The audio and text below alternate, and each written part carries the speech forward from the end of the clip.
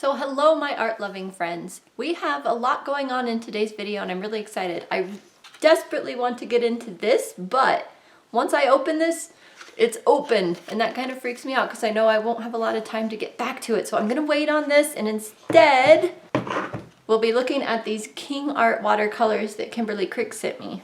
But don't worry, we will be getting back to these in the next couple of weeks because I have a plan. In this video, we're gonna paint with these watercolors from wet, we're gonna paint with them from dry, we're going to make a custom palette for them, a custom swatch sheet, and do 2 paintings. So yes, a lot is going on in this video, so stay tuned. All right, just to get everyone caught up, Kimberly Crick sent these over to me because she thought I might want to try them. She did have a note with this and the gouache that she sent me in the same brand that the smell is bad. So we're gonna open it up, check them out. We're gonna paint with them wet, paint with them dry, see what we think. She also sent me this King Art paintbrush. She said that King Art, even though their paints are really smelly, makes really good brushes. So we're going to try that in today's paintings as well. When I came home from my full day of teaching, I thought, you know what? I feel like doing more art because teaching art all day wasn't enough art. So I dug these out and I opened them up and I poured them into half pans and oh my goodness, they were so smelly. And I was trying to still sit there and catch up on a YouTube video or 2 because Tuesdays I don't have time to watch videos until I get home. So I love art videos. Anyway, they were too smelly to stay in the same room with because I had 24 half pans out on the desk drying. And they're too smelly. I couldn't do it. I had to leave. I actually just went upstairs and I decided I would just go to bed and deal with it tomorrow. I shut the door so the animals wouldn't get in here because I wasn't sure what that was all about, and then came back in this next morning and they're still pretty stinky. Not as bad as last night. In fact, I feel like I can sit here and work with them. However, some of the pans sunk quite a bit. There you go.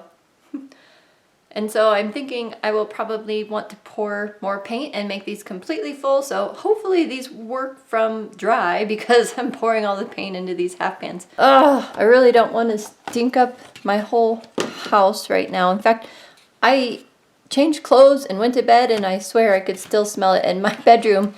Like granted, it's kind of above the studio, but it's on a different floor of the house. And to get to it, you have to go that way, up some stairs, around the corner, back around this other corner, and come back over here. Anyway, I could still smell it, so I don't know if it was my clothes, my skin, what, but we'll go ahead and fill up those half pans the rest of the way and figure out what we're going to paint. Okay, we have a few things going on here. I found yet another game case that wasn't being used, and the problem with this one, it's not really a problem, but the cover of it, let me move that out of the way. Yeah, it's not very noticeable, but it's a little scratched up. So I am going to cover it with the watercolor ground. And this is an egg tray that my friend gave me. She found it in a thrift store and thought I could use it for mixing some paint. So I'm going to thin this time a little bit and use this. And then I'll also use this egg tray. It's a deviled egg tray from thrift store.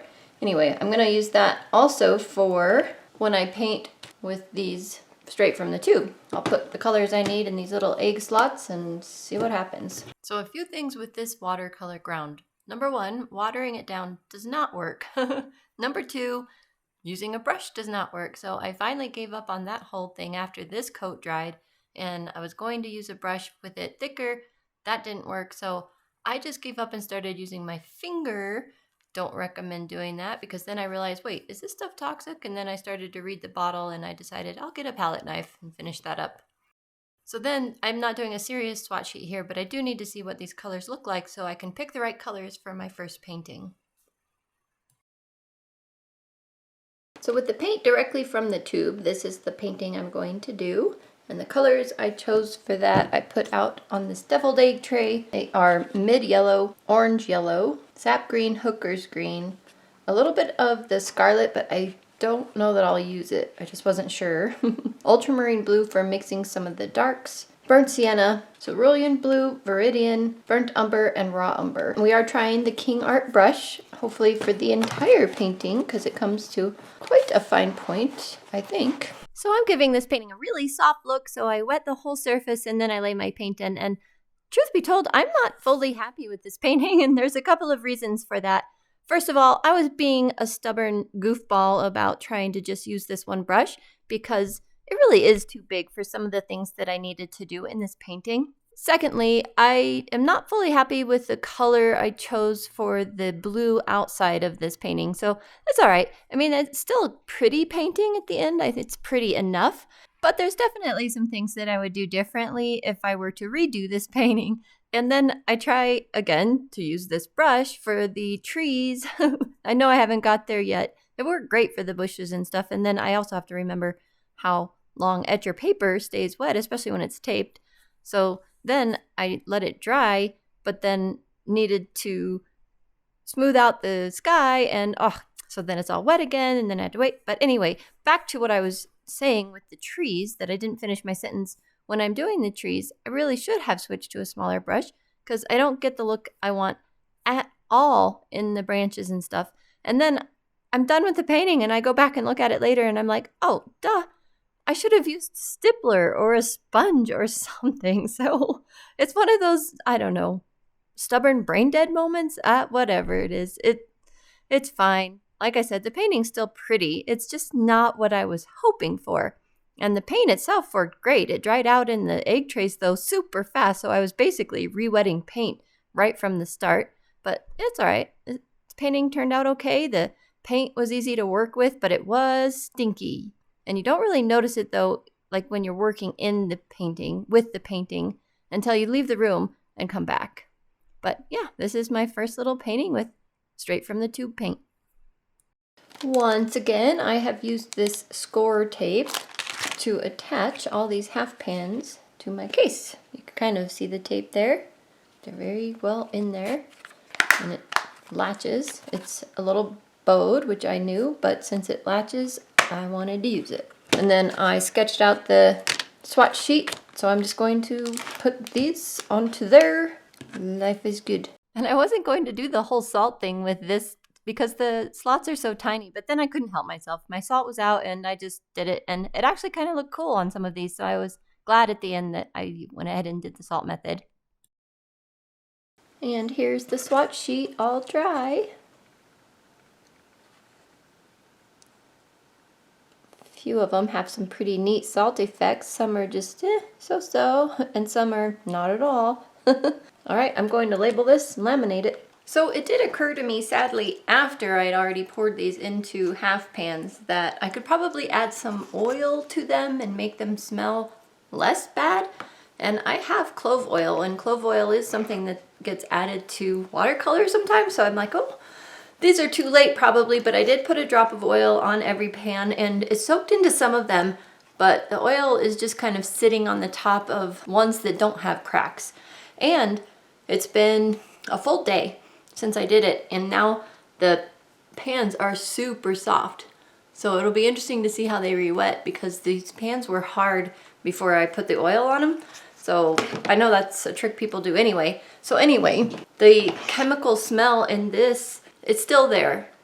Yeah, I mean, it's kind of tricky because clove oil doesn't smell all that great anyway, in my opinion. So it smells like clove oil, but I think underneath that, there's still a bit of a chemical scent. So then I took black straight from the tube and I poured it into this half pan here and mixed the clove oil in it while it was wet. Let that dry overnight, well, 24 hours basically.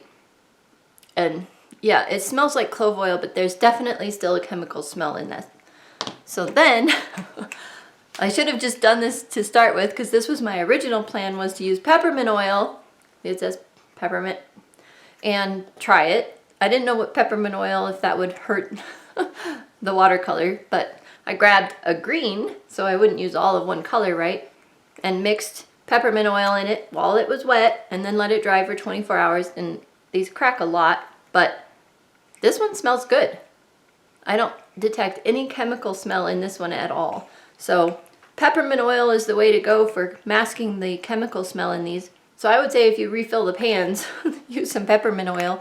So we have to do another painting anyway with the pans. So I'll test this out, make sure it works okay. This is the one with peppermint oil. And since I put clove oil on every single one of these, we'll be testing out how that works too. And I'm just gonna take a paper towel and kind of brush off the oil that's just still sitting on the tops of these. There's not much left, so I guess 24 hours is the trick there. All right, let's get painting. All right, let's try these out. But just as an aside, this is the one I did this swatches on originally. You saw that a second ago. On this side was a painting I did years ago with the Niji watercolors. And look at my fingers right now. They're clean. And then,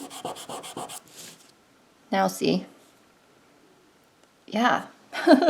So this watercolor just comes off on my fingers. I have a little palette. I think it was an old praying metal palette that I put these watercolors in. And after seeing this and seeing it, actually, you can see where I rubbed on this with my finger. Well, I can anyway. I don't want to use those watercolors anymore. So I'll take those out of that cute metal palette and reuse that metal palette for something else. But back to this subject. Let's see how this works. I'm a little worried to use my good brush with the ones I put oils in, except they put clove oil in watercolors all the time, so this shouldn't be a big deal. Okay. And yeah, this is also Canson XL paper, so not a great indicator of good watercolor workings. Did that make sense? I don't know, it made sense to me. This one has the peppermint oil in it. Still smells good. Yeah, it's a little tricky because that clove oil actually kind of smells like the chemicals that this whole set smells like. So it's a little hard to differentiate between what is clove oil and what is the chemical smell. So this peppermint one, yeah, it smells good. All right, I believe they work, and brush seems to have survived. I don't know why it wouldn't. I just get paranoid about those things, I guess. So if you guys get these or have these and you want to fill up some pans, put in a drop of peppermint oil. Let's move on to our painting. Isn't this cute? I just love this. And I laminated the swatch sheet. So I am going to give this away to one of you. I don't know if you have any interest at all in the King Art watercolors, but I thought the little palette was fun, and we'll see how they do. Now that they have clove oil in them and they're super soft, that should be interesting. Wow, they are so soft. Oops, look, now the red on my fingers just came off on the white here. If you have somebody you could give this to, or you want this for yourself, I'm going to leave the front of it unpainted so you can paint it yourself. It is covered in watercolor ground, as you saw, and you have this little custom-made palette. How cool is that? Oh, interesting. The watercolor ground actually looks like it's peeling off. Would peel off in a whole section right there. So I'll make sure I glue that and that it's all secure before sending over your way. I also want to use the bow hung paper again. I've been dying to use it again, even though I just used it like last week. I still want to use it again. So we're gonna do this next painting on this paper. I also have this King Art ink line pen that I was thinking of trying. I was thinking of doing my line art with this, and I'm just trying to decide if I want to do that before I paint or after I paint or what. I could be brave and just go in and draw stuff right now. Seems scary. Maybe I should. Scary is good once in a while, right? Whew. No. Not right. Wrong. All right, we're gonna do it. So I'm pretty sure this is a calligraphy pen based on the shape of the nib. But I am using it for doing my line art. Why not? I mean, why not? And this is the second time in a month that I have gone in with a permanent pen for my line markings. And yeah, it's okay. Good news is it is a light enough brown that my painting pretty much covers over it. And by the way, using this palette was so much fun. Do you see how fun that shape is over there? Look at that. Look at that. Mixing colors, I have mixing space, I have these cute little half pans and this fun little arrangement. Piling on the paint. And yeah, these paints re-wet okay. I would say they are probably comparable to Winsor & Newton. So if you have the opportunity, you definitely want to put some water on them and let them sit for a minute or two before you start painting with them, and that will really help. However, once they get wet, it's all good. They're just like paint. So it's kind of interesting. Over on the King Art website, every review is a 5-star review pretty much. There's only one review out of 6 pages of reviews that mentions the horrible smell these paints have. So what's up with that? I think their reviews are doctored. But anyway, over on Amazon, it's a little bit more clear that there are some more honest reviews and still some probably paid reviews. So on Amazon, more of the smell is mentioned than on the King Art website, obviously.